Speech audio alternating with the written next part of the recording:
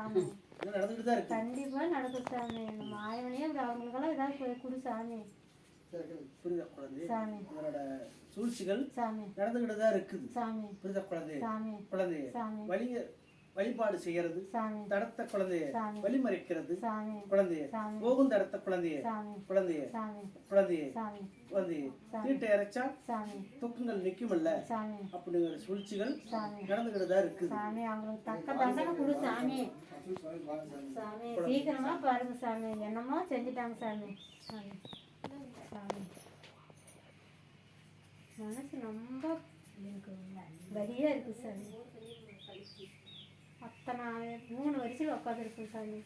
இப்போ கோயிலுக்கு வர முடியல, என்னாலேயே வர முடியல சாமி. என்னால் கோயிலுக்கு போகலான்னு நினச்சா கூட சரி அடுத்த வாரம் போகலாம் அப்படின்னா திரும்பி வரவே முடியல சாமி. என்ன சாமி உனக்கு உன்னையே இந்த அளவு பண்ணால் நாங்களாம் இந்த நரகஜாமி என்ன சாமி பண்ணுறது சாமி? அவங்க கால் போட்டு மெதி சாமி.